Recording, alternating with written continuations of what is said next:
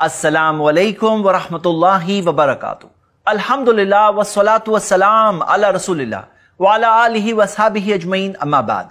मैं आप सबका इस्तकबाल करता हूं हमारे प्रोग्राम सलाह वर्कशॉप, नमाज का सही तरीका। पिछले एपिसोड में हमने देखा था नमाज क्यों इतनी ज्यादा जरूरी है हमारी पूरी जिंदगी के लिए, हमारी आखिरत के लिए। उसके बाद हमने देखा था कि हम अपनी नमाज में कैसे ज्यादा सवाब हासिल कर सकते हैं, खुशू के जरिए, नमाज में सुन्नतों पर अमल करके, नमाज इत्मीनान और सुकून से पढ़ के, नमाज अव्वल वक्त पर पढ़कर, नमाज में समझ कर कि हम क्या कह रहे हैं और नमाज को जमात के साथ पढ़ के। आइए आज हम अपनी नमाज की तरफ आगे बढ़े।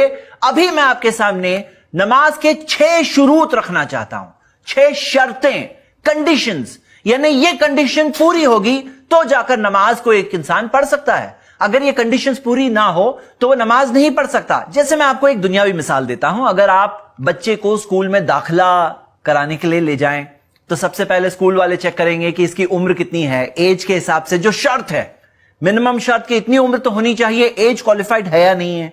मिसाल के तौर पे किसी स्कूल में देखते हैं कि वो टॉयलेट ट्रेंड है या नहीं है बच्चा, किसी स्टैंडर्ड में देखते हैं कि अल्फाबेट्स का रिकॉग्निशन उसे आता है नहीं आता है। ऐसे बहुत सारे कंडीशंस होते हैं, अलग अलग कोर्सेज के कंडीशंस होते हैं। नमाज की ये 6 शर्तें मैं चाहता हूं आप सब अभी कभी याद करें इंशाल्लाह। नमाज से पहले हैं ये कंडीशंस पूरी करेंगे तब जाके नमाज हो सकती है। तो आइए शुरू करते हैं। सबसे पहले दुखुलुल वक्त, यानी वक्त शुरू हुआ नहीं हुआ। अगर नमाज का वक्त ही शुरू नहीं हुआ है तो क्या कोई इंसान नमाज पढ़ सकता है? नहीं पढ़ सकता। कुरान की आयत है सूरह निसा की, सूरह नंबर 4 आयत नंबर 103। अल्लाह ताला ने फरमाया, इन्ना स्वलाता कानत अलल मोमिनीना किताबम मौकूता। नमाज अपने मुतय्यन मुकर्ररा वक्तों पर मोमिनों के लिए फर्ज की गई है। कब फर्ज की गई है? अपने वक्तों पर फर्ज की गई है। किताबम मौकूता, तो वक्त पर अल्लाह ताला ने मुतय्यन किया है, वो वक्त आया नहीं है तो हम नमाज कैसे पढ़ सकते हैं? मिसाल के तौर पर इशा की नमाज कोई सुबह सुबह ही पढ़ ले, चलेगा। असर की नमाज फजर के ही वक्त पर पढ़ ले, चलेगा? नहीं चलेगा। दूसरी कंडीशन यह है कि हमारे जिस्म पर, हमारे कपड़ों पर और नमाज की जगह पर कोई भी नजासत नहीं होनी चाहिए, कोई भी गंदगी, पलीदगी नहीं होनी चाहिए। अब इसमें गंदगी किसे कहते हैं? जैसे बाज लोग क्या कहते हैं कि कपड़े बहुत गंदे हैं, मैं नमाज नहीं पढ़ सकता। गंदे से क्या मुराद? क्या पसीना है तो नमाज नहीं पढ़ सकते हैं क्या? नहीं, बिल्कुल पढ़ सकते हैं आप। ये अलग बात है कि कपड़े साफ हो तो बेहतर है, पसीना ना हो तो बेहतर है, स्मेल नहीं आ रही है तो भी बेहतर है। लेकिन कौन से वो लिबास है, कौन सी वो चीज है, कौन सी वो पलीदगी है, गंदगी है, नजासत है जिसकी होने से नमाज नहीं पढ़ सकते हैं? ये एक अलग टॉपिक है, इस कोर्स में फिट नहीं होता है। जैसे इशारतन कह रहा हूं, जैसे पेशाब है, पाखाना है, हैज का खून है या कुत्ते का लुआब है, ये सब जो गंदगी है, जो शरई तौर पर गंदगी है। जैसे बाज लोग क्या कहते हैं कि मिट्टी लग गई थी, अब मिट्टी लग गई, आप नमाज नहीं पढ़ रहे हो। ये तो बिल्कुल ऐसी बात है। बाज लोग इसमें जैसे कि गुलू करते हैं, एक ऐसा एग्जैजरेट करते हैं। बाज लोग ऐसे नमाज के अलग ही कपड़े बना के रखते हैं, बोले ये कपड़े पहन के ही नमाज होगी। तो देखिए, गुलू मत करिए, लेकिन टॉपिक को समझ लीजिए। ये टॉपिक हमारा आज का टॉपिक नहीं है, वो एक अलग कोर्स होना चाहिए, फिर कभी इंशाल्लाह करेंगे। लेकिन अभी नमाज के अंदर दूसरी चीज क्या है? जिस्म पर, कपड़ों पर, नमाज की जगह पर कोई नजासत नहीं होनी चाहिए। याद करिए अभी कभी, जिस्म पर, कपड़ों पर और नमाज की जगह पर कोई नजासत नहीं होनी चाहिए। तीसरी शर्त नमाज की वो है अत्तहारतु मिनल हदस, यानी कि बड़ी नापाकी और छोटी नापाकी दोनों नहीं होना चाहिए। बड़ी नापाकी जैसे मिसाल के तौर पर मनी खारिज होने से या मियां बीवी के ताल्लुकात से, तब उसके लिए गुस्ल लाजिम हो जाता है। और छोटी नापाकी जैसे गैस चला गया या पेशाब पाखाना के लिए आदमी गया है या गहरी नींद में सो गया या प्राइवेट पार्ट्स को हाथ टच हो गया, तो ये सब वजह से छोटी नापाकी होती है, उसके लिए वुजू करना लाजिम है, यानी कि हालत वुजू में होना चाहिए। अगर गुस्ल करना लाजिम है तो गुस्ल करना जरूरी है। तो ये हो गई तीसरी शर्त। चौथी शर्त नमाज की सतर का ढाकना, सतर कवर्ड होना चाहिए। अल्लाह सुब्हानहू तआला ने कुरान में सूरतुल आराफ में सूरह 7 आयत नंबर 31 में फरमाया, या बनी आदम खुदू ज़ीनतकुम इंद कुल्ली मस्जिद। ए आदम की औलाद, अपनी खूबसूरती को इख्तियार करो नमाज के वक्त पर। इंद कुल्ली मस्जिद से तफसीर में आता है कि इससे मुराद है नमाज के वक्त पर, यानी कि सतर कवर्ड होना चाहिए। अब सतर की कुछ डिटेल देख लेते हैं। मर्दों के लिए सतर क्या है?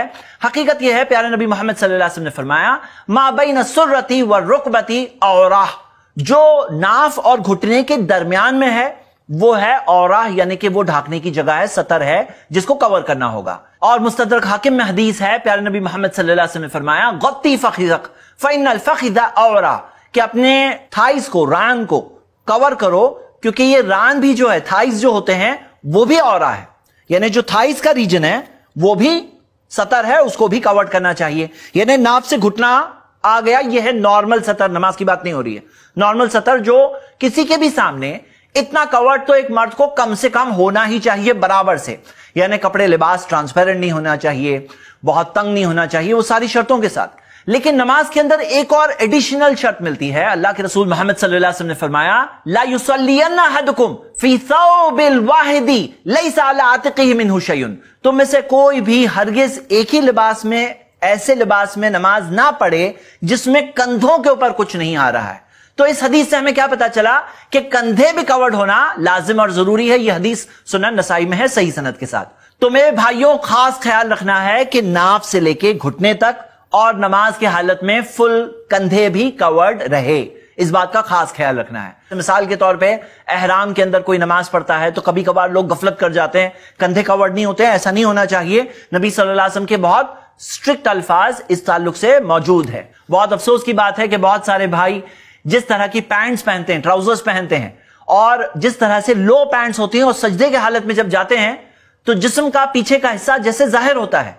कोई नमाज के लिए अगर लेट पहुंच जाए और लोग सजदे के हालत में हैं तो देखकर अल्लाह मुस्तान, अल्लाह की पनाह, यानी क्या हाल होता है लोगों का। तो ये तो नमाज की शर्त है, कंडीशन है, यानी आप समझ सकते हैं इसके बगैर नमाज नहीं होती। तो ये हाल हो अगर, तो क्या हाल होगा नमाज का? नमाजें क्या कबूल हो रही होगी? तो हमें इस बात के ताल्लुक से डरना चाहिए। ये फैशन की जगह नबी सल्लल्लाहु अलैहि वसल्लम की फैशन को फॉलो करें जो कभी आउटडेटेड नहीं होती। अपने सतर को बराबर से कवर करें। कवर करने में ट्रांसपेरेंट कपड़े नहीं होनी चाहिए, कवर करने के अंदर टाइट और तंग कपड़े नहीं होना चाहिए। देखिए, एक होता है शेप, बॉडी का शेप तो दिखाई देगा, लेकिन एक होता है कर्व्स, बॉडी के कर्व्स नहीं दिखने चाहिए। इस बात का खास ख्याल रखें। आइए औरतों की बात करते हैं। बहनों के मुतालिक हम देखते हैं, प्यारे नबी मोहम्मद सल्लल्लाहु अलैहि वसल्लम की हदीस है सुनन अबू दाऊद में। नबी सल्लल्लाहु अलैहि वसल्लम ने फरमाया, ला युक़बलुल्लाहु सलाता हाइदिन इल्ला बिखिमारिन, अल्लाह ताला कोई भी हाइजा औरत की नमाज को नहीं कबूल करता। मतलब हाइजा औरत से मुराद क्या है? हैज की हालत में जो है वो औरत की बात नहीं हो रही है। हैज की उम्र तक पहुंच गई जो औरत, उसकी नमाज को अल्लाह कबूल नहीं करता सिवाय ये इल्ला बिखिमारिन, मतलब सिवाय ये कि चादर के साथ, खिमार के साथ। तो यानी उसकी चादर होना लाजिम और जरूरी है, कंपलसरी है। तो पूरी तरह से बाल कवर्ड हो, जिस्म के ऊपर भी चादर आ रही हो, इसका खास ख्याल रखना चाहिए। और जो बातें हमने कही कि जिस्म पर जो कपड़े हैं वो टाइट नहीं होनी चाहिए, तंग नहीं होने चाहिए, ट्रांसपेरेंट नहीं होने चाहिए, उससे नमाज नहीं होती। क्या औरतों को नमाज के अंदर बुरखा पहनना जरूरी है? तो नहीं, बुरखा पहनना जरूरी नहीं है, लेकिन अगर घर के बाहर कहीं पर वो नमाज पढ़ रही हैं तो वहां पे बुरखा होगा, उसका हालत बुरखे के साथ में वो नमाज पढ़ेंगी इंशाल्लाह। कहीं पर नामहरम मर्द हो तो चेहरा भी उनका कवर्ड होगा। तो ये बात तो अलग है। क्या औरतें दस्ताने पहनेंगी? उनकी मर्जी है, नमाज के अंदर दस्ताने पहनना लाजिम नहीं है। क्या वो मोजे पहनेंगी या ऊपर का लिबास लंबा होना जरूरी जिससे उसके पांव कवर्ड हो जाएं? क्या ये जरूरी है? इस बारे में उलमा में इख्तिलाफ है। बाज़ उलमा ये कहते हैं कि नमाज के अंदर भी पांव कवर्ड होने चाहिए, बाज़ उलमा कहते हैं कि नहीं। दोनों के दलाइल अगर हम देखते हैं तो जो उलमा ये दलाइल देते हैं वो खास उम्मे सलमा रज़ियल्लाहु अन्हा की हदीस, जिसके अंदर घर से बाहर जाने के मुतालिक उन्होंने सवाल पूछा था नबी सल्लल्लाहु अलैहि वसल्लम से, और अल्लाह के रसूल सल्लल्लाहु अलैहि वसल्लम ने उस ताल्लुक से रहनुमाई की थी कि उनका लिबास, जो ऊपर का लिबास है, वो लंबा होना चाहिए जिससे कि उनके पांव भी कवर्ड हो जाएं। तो वो जो बात हो रही है वो बाहर के ताल्लुक से है। उसी चीज से दलील लेते हुए बाज़ उलमा इकराम ने नमाज के लिए भी यही बात बताई है। और दूसरी तरफ जो उलमा है वो कहते हैं कि जिस तरह से खिमार के ताल्लुक से वाज़ेह हदीस आती है कि नमाज कबूल नहीं होती इल्ला बि खिमारिन, वैसी कोई हदीस, वैसी कोई दलील मौज़ू के ताल्लुक से क्योंकि नहीं मिलती, इस वजह से लाजिम नहीं कह सकते। आप अपने तौर पर तहकीक करिए, जो सही बात है वही हम सबको फॉलो करना चाहिए। पांचवी शर्त, किबला रुख होना, किबले की तरफ रुख होना। किबला रुख होने के ताल्लुक से मेरे भाई मेरी बहनें, हम देखते हैं कि मक्का की तरफ हम जो रुख करते हैं, मस्जिद हरम की तरफ हम जो रुख करते हैं, सूरह बकरा की आयत है, सूरह 2 आयत नंबर 144, फवल्ली वजहका शत्रल मस्जिदिल हराम, तो अपने चेहरे को कर दो मस्जिद हराम की तरफ। تو مسجد حرام کی طرف رخ کرنے ہمیں کہا گیا، مسجد حرام ہے اس کی طرف.